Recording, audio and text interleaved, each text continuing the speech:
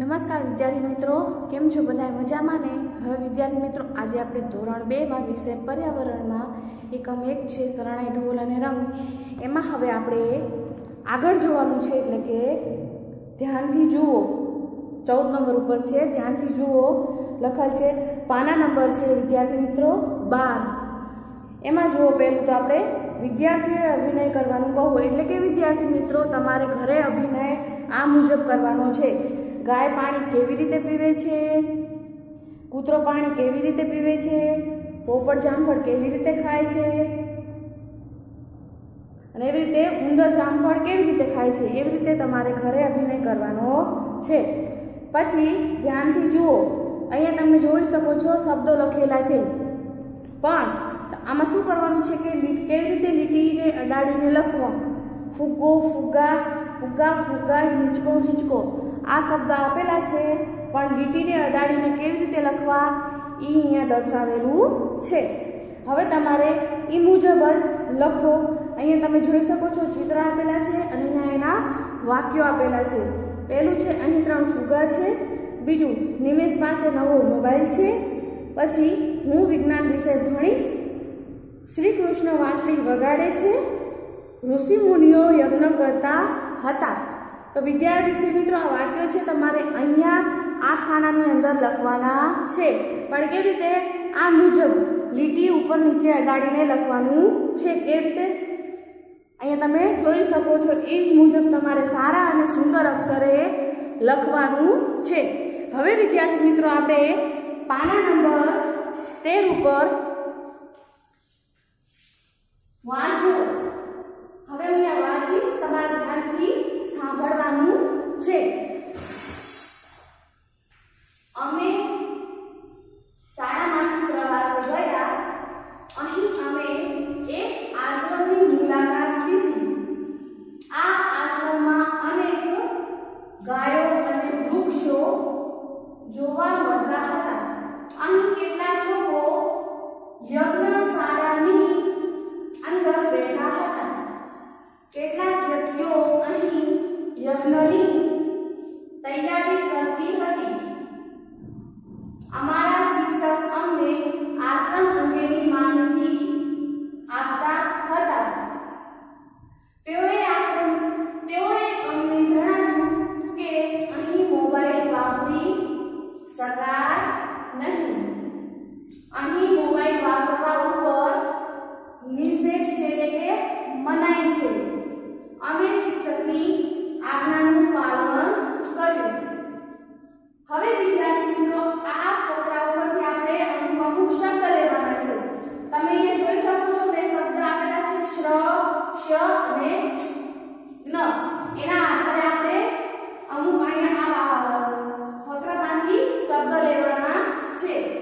તો શ્રમાં પહેલો આપણે કયો શબ્દ લેશું? તો કે આશ્રમની. અહીંયા તમે જોઈ શકો છો નીચે લાઈન કરી છે શબ્દ નીચે.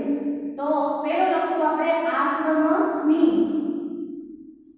આશ્રમની. બીજો છે આશ્રમમાં.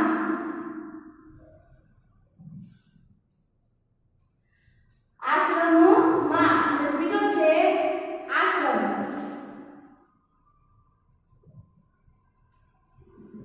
એવી રીતે ક્ષ વાળો શબ્દ. ક્ષ વાળો શબ્દ કયો છે? તો પહેલો છે શિક્ષક. જે ક્ષ મૂળાક્ષર ક્ષ આવતું હોય તેવો શબ્દ. પછી છે વૃક્ષ. પછી શિક્ષકની.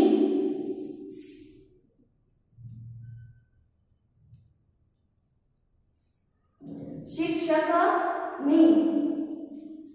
ત્યારબાદ ન. જે ન શબ્દ આવતો હોય તે. તો યજ્ઞની. પછી યજ્ઞશાળા.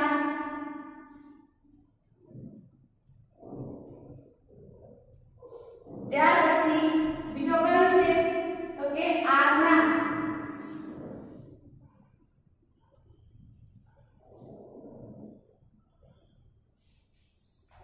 આ શબ્દ તમારે ચોપડીમાં લખવાના છે.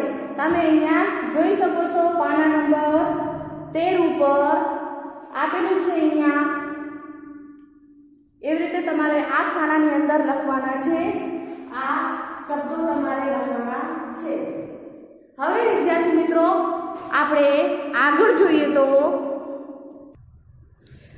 હવે વિદ્યાર્થી મિત્રો પાના નંબર 14 ઉપર વાંચો અને યોગ્ય ક્રમમાં લખો એટલે કે અહીંયા આડાઆડા વાક્યો આપેલા છે એ તમારે યોગ્ય ક્રમ આપી અને અહીંયા લખવાના છે સારા અને સુંદર અક્ષરે અહીંયા તમે જોઈ શકો છો મેં વાક્યો લખેલા છે એ પ્રમાણે તમારે અહીંયા ખાનામાં લખવાના છે અને અહીંયા યોગ્ય ક્રમ આપવાનો છે પહેલું છે બધા જ કંટાળ્યા બીજું બધા વગર પાણીમાં ડૂબી ગયા છોકરાએ એની પાછળ ચાલતા હતા વાંસળી વાળો આવ્યો વાંસળી વાળો પૈસા લઈ ચાલતો થયો ગામમાં બધે જ ઉંદર વાંસળી વાળાએ ફરી વાંસળી વગાડી ગામવાળાએ પૈસા આપવાની ના પાડી અને છેલ્લું છે એક હતું ગામ હવે આપણે યોગ્ય ક્રમ આપવાનો છે પહેલા ક્રમમાં કયું વાક્ય આવશે તો કે આયા એક નંબર આપવાનો એક હતું ગામ બીજો નંબર આ ગામમાં બધે જ ઉંદર પછી ત્રીજા નંબરમાં આ આવશે બધા જ કંટાળ્યા પછી ચોથા નંબરમાં વાંસળી વાળો આવ્યો ત્યારબાદ આવશે પાંચમો નંબર બધા જ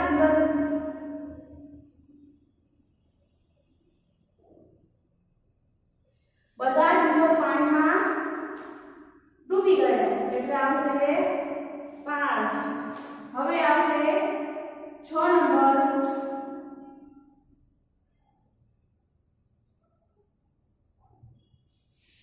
નંબરમાં શું આવશે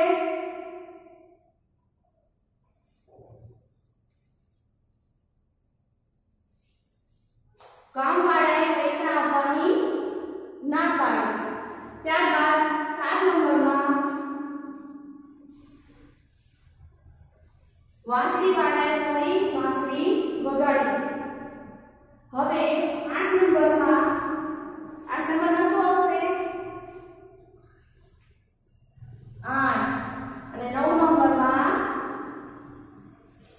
વાંસળી વાળો પૈસા લઈ ચાલતો થયો એટલે કે 9 નંબર એવી રીતે આપણે 1 થી કરીને 9 નંબર આપવાના છે હવે આગળ જોઈએ તો હવે વિદ્યાર્થી મિત્રો 17 નંબરમાં છે મજા મજા આ વાર્તાલાપ છે તમારે મિત્ર સાથે ઘરે રહીને કરવાનું છે 3 મિત્રોને કેવી રીતે વાર્તાલાપ કરે છે એ તમારે આ ચિત્રના આધારે ઘરે રહીને કરવાનું છે બાકી તમારે જે કરાયું છે એ ચોપડીમાં પણ કરવાનું છે અને નોટમાં પણ કરવાનું છે આવજો વિદ્યાર્થી મિત્રો।